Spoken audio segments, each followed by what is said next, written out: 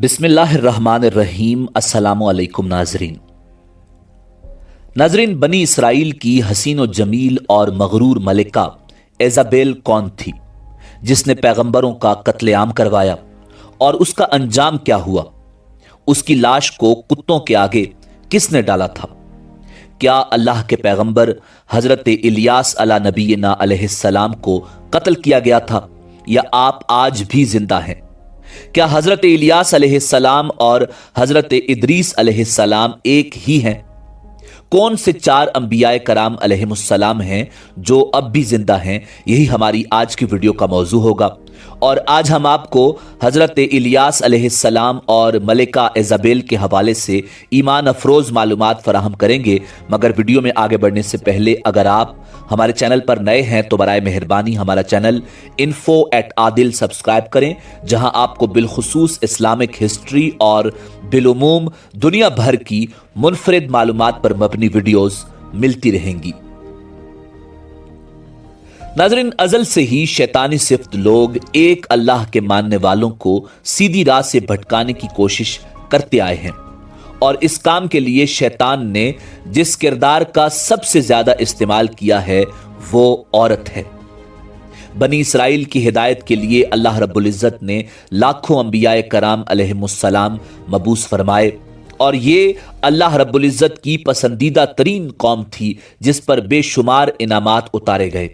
मगर बनी इसराइल कुफ्र शिर्क में मुब्तला रही, और फिर उनकी कौमी शान शौकत और कद्र मंजिलत का ऐसा जवाल शुरू हुआ कि फिर दोबारा उन्हें कभी ऐसी शान शौकत नसीब नहीं हुई। नाजरीन, ये वो जमाना था जब बनी इसराइल की सल्तनत दो हिस्सों में बट चुकी थी। पहले हिस्से का नाम यहूदी था और दूसरा हिस्सा बनी इसराइल कहलाता था। तारीख के मुताबिक उस वक्त इसराइल में जो बादशाह हुक्मरान था उसका नाम बाइबल में अखी अब और अरबी तवारीखो तफासीर में अजब या अखब मज़कूर है। उसकी बीवी जिसका नाम इज़ाबेल था, यही वो औरत थी जो तमाम बनी इसराइल को शिर्क में मुब्तला करने में कामयाब हुई, और खुद दरअसल बाल नामी एक बुत की परस्तार थी। बाल बुत यहूदियों और इसराइलियों का सबसे बड़ा और मशहूर बुत था। कहा जाता है कि वो बुत सोने का था और उसका कद 20 गज था। 4 मुंह और 400 अफराद उसकी खिदमत पर मामूर थे। इसके अलावा यमन और शाम की आवाम का पसंदीदा तरीन बुत यही बाल था, जिसकी सैकड़ों सालों से पूजा की जा रही थी। रिवायात में आता है कि बाल के पुजारी हजरत यूशा बिन नून अलैहिस्सलाम के ज़माने में भी मौजूद थे, और आप अलैहिस्सलाम ने शाम की फतह के दौरान उनसे जंग भी की थी। इसके अलावा साल के मखसूस महीनों में इस बुत के गिर्द मेले लगते थे, मन्नतें मानी जाती, सोने चांदी के नजराने चढ़ाए जाते, तरह तरह की खुशबुओं की ध्वनि दी जाती, यहां तक कि उसकी कुर्बान गाह में जानवरों को कुर्बान किया जाता और खास मौके पर इंसानों की भींट भी चढ़ाई जाती। नाजरीन, यहां दिलचस्प बात यह है कि इब्रानी और सामी जुबानों में बाल के मानी आका, परवरदिगार, मालिक और सरदार के हैं। इसीलिए अरब की खवातीन भी अपने शोहरों को बाल कहती थी। बाज मौरिखीन ने लिखा है कि हिजाज का मशहूर बुत हबल भी बाल ही की एक शक्ल था। इस बुत बाल और हजरत इलियास अला नबीना अलैहिस्सलाम के हवाले से कुरान मजीद फुरकान हमीद की सूरह स्वाफात में इरशाद बारी ताला है, व इन्ना इलियास लमिनल मुरसलीन, बेशक इलियास अलैहिस्सलाम भी पैगंबरों में से थे। इज़ क़ाल लिक़ौमिही अला तत्तक़ून, जबकि उन्होंने अपनी कौम से फरमाया कि तुम अल्लाह से डरते नहीं हो।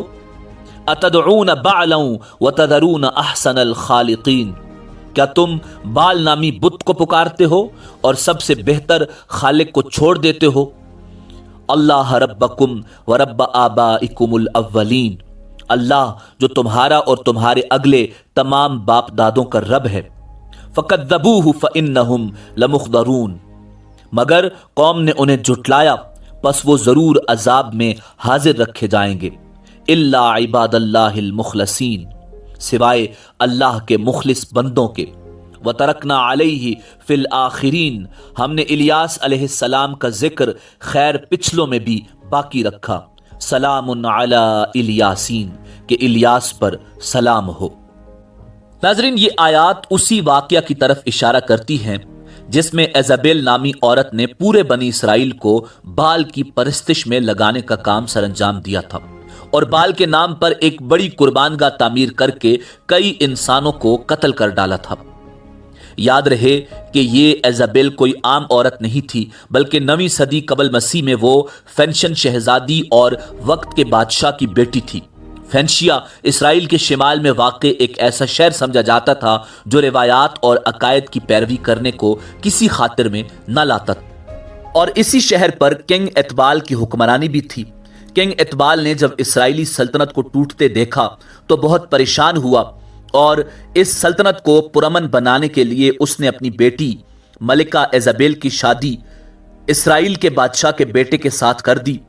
کچھ ہی عرصے میں دونوں ٹوٹی ہوئی سلطنتوں کے درمیان کچھ حد تک تو امن پیدا ہو گیا، مگر شادی کے بعد ملکہ ایزابیل نے بال کی پوجا بدستور جاری رکھی، جس کی وجہ سے اسرائیل کے قصبے کے لوگ اس عمل سے ناراض ہونے لگے، مگر وہ پیچھے نہیں ہٹی بلکہ خود لوگوں کو بال کی پرستش پر قائل کرنے لگی، اور اس کے لیے وہ 800 جھوٹے نبی سامنے لے آئی جو بال کی عبادت کی حوصلہ افزائی کرتے اور بال کے جھوٹے پیغامات انہیں پہنچاتے۔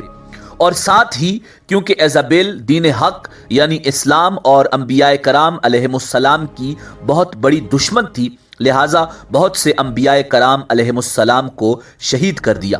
یہی وہ دور تھا جب ایک ہی دن میں کئی محترم انبیاء کرام علیہم السلام کو شہید کیا گیا۔ ناظرین، اسی وجہ سے اس وحشی قاتلہ کی دہشت تمام بنی اسرائیل میں پھیل گئی اور آہستہ آہستہ سب نے بال کی پرستش ڈر کے مارے شروع کر دی۔ بنی اسرائیل وہ واحد قوم تھی جس پر سب سے زیادہ انعامات کی برسات ہوئی، سب سے زیادہ ہدایات کے لیے ان میں پیغمبر آئے، مگر اس کے باوجود نہ جانے ایسا کون سا عنصر ان کے وجود میں شامل تھا کہ یہ لوگ ذرا سی ترغیب پر اور ڈراوے دھمکاوے پر اپنا ایمان بیچ ڈالتے اور کسی بھی غیر اللہ کی چیز کی پرستش فوراً شروع کر دیتے۔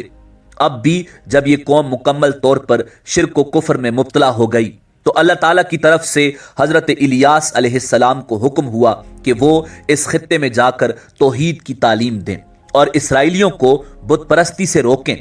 حضرت الیاس علیہ السلام نے جب بنی اسرائیل کو صراط مستقیم پر چلنے اور کفر و شرک سے باز رہنے کی دعوت دی تو انہوں نے دعوت حق مسترد کر دی، جس پر اللہ تعالیٰ نے انہیں خشک سالی سے دوچار کر دیا۔ سلطنت اسرائیلیہ کے لوگ پانی کی بوند بوند کو ترسنے لگے، جبکہ دوسری طرف ایزابیل حضرت الیاس علیہ السلام کی جان کی دشمن بن گئی۔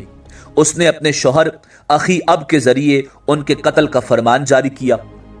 حضرت الیاس علیہ السلام اللہ کے حکم سے ایک غار میں جا کر چھپ گئے اور کچھ عرصے بعد اللہ کے حکم سے ہی دوبارہ ظاہر ہو گئے۔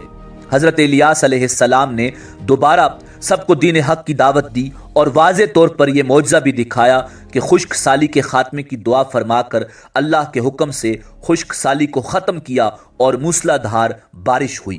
مگر اس کے باوجود سلطنت اسرائیلیہ کے بادشاہ اخیب اور اس سرکش اور خونخوار ملکہ ایزابیل نے دعوت حق قبول نہیں کی اور ایک بار پھر اللہ کے نبی حضرت الیاس علیہ السلام کے قتل کا ارادہ کیا۔ پھر اللہ کے حکم سے آپ نے ایک غار میں پناہ لے لی۔ اس کے بعد حضرت الیاس علیہ السلام نے بنی اسرائیل کے ایک سردار یاہو بن نمشی کو مستقبل کا بادشاہ منتخب فرما دیا۔ بعد ازاں اس نئے منتخب شدہ بادشاہ نے ایزابیل سے تمام حساب کتاب چکتا کیے۔ ایک دن ایسا ہوا کہ حضرت الیاس علیہ نبینا علیہ السلام اور اخیاب کا آمنا سامنا ہو گیا۔ حضرت الیاس علیہ السلام نے اخیاب کو اللہ عز و جل کا پیغام پہنچایا کہ جس جگہ کتوں نے تیرے باپ داداؤں کا خون چاٹا تھا وہیں تیرا بھی خون چاٹیں گے، اور ساتھ ہی حضرت الیاس علیہ السلام نے اخیاب کو اس کی ملکہ ایزابیل کے انجام کے بارے میں بھی خدا کے حکم سے آگاہ فرما دیا کہ یزری ایل نامی کھیت میں کتے ایزابیل کی لاش کو نوچ نوچ کر کھائیں گے۔ اور پھر خدا کا کرنا ایسا ہی ہوا کہ اخیاب کچھ ہی عرصے کے بعد ایک جنگ میں مارا گیا اور کتوں نے اس کا خون چاٹا۔ اس کے بعد حضرت الیاس علیہ السلام نے غار میں پناہ لینے کے بعد جس اسرائیلی سردار کو مستقبل کا بادشاہ قرار دیا وہ اللہ کے حکم سے ایزابیل اور اس کے گھرانے سے بدلہ لینے کے لیے خود کو تیار کرنے لگا۔ اس کے لیے یاہو بن نمشی نے سلطنت اسرائیلیہ کے بد کردار بادشاہ یورام کے خلاف بغاوت کر کے اس کو ایک دلیرانہ حکمت عملی کے ذریعے قتل کر دیا اور اس کی لاش کو نابوت یزرییل کے کھیت میں پھینکنے کا حکم دیا۔ بادشاہ کے قتل کے بعد نیا بادشاہ یاہو بن نمشی محل میں داخل ہوا اور اپنے وقت کی ظالم ترین اور کئی انبیاء کرام علیہم السلام کی قاتلہ ایزابیل کو اوپر کی منزل سے نیچے دھکا دے کر گرایا۔ اس ملعون عورت کی لاش کو گھوڑے کے سموں تلے روندا گیا اور اس کی لاش نابود یزری ایل کے کھیت میں بے گور و کفن پڑی رہی اور کتے اس کا گوشت کھاتے رہے۔ یوں حضرت الیاس علیہ السلام کی پیشن گوئی پوری ہوئی۔ ناظرین، روایات کے مطابق بعد میں جب اس کے آدمی ایزابیل کے جسم کو دفنانے کے لیے آئے تو اس کے شائی خون کی لاش میں جو کچھ پایا گیا تھا وہ اس کی کھوپڑی، پاؤں اور ہاتھ تھے، لہٰذا وہ لوگ سمجھ گئے کہ اس کی موت کے پہلے ہی نشاندہی ہو چکی تھی، جس کی وجہ سے انہوں نے ایزابیل کے گوشت کو پھینک دیا اور یوں اس کی مغرور زندگی رہتی دنیا تک عبرت کا نشان بن گئی۔ لہٰذا اگر ایزابیل اور اس کے قاتلانہ دور کو دیکھا جائے تو اس واقعہ سے پتہ چلتا ہے کہ اللہ کی راہ سے اس قدر لوگوں کو بھٹکانے اور اس کے انبیاء کو کثرت سے شہید کروا دینے کے بعد اگر کوئی اپنے مکر و فریب جاری رکھتا ہے تو اللہ تعالیٰ ان سے بہتر تدابیر اختیار کرنے والا ہے۔ بلا شبہ اللہ عز و جل مختار کل ہے، اگرچہ وہ ایزابیل جیسے ظلم کرنے والوں کے لیے فوری سزا نہیں دیتا، مگر سزا ان لوگوں کے لیے ضرور ناگزیر ہوتی ہے جو اللہ کے بندوں سے دشمنی مول لیتے ہیں، وہ اللہ کے مقرر کردہ وقت میں ضرور سزا پاتے ہیں۔ ناظرین، اسی امید کے ساتھ اجازت دیجیے کہ آپ کو ہماری ویڈیو پسند آئی ہوگی۔ ملتے ہیں بہت جلد ایک نئی تاریخی، تحقیقی اور معلوماتی ویڈیو کے ساتھ۔ دیکھتے رہیے info@adil۔ اللہ رب العزت آپ کا حامی و ناصر ہو۔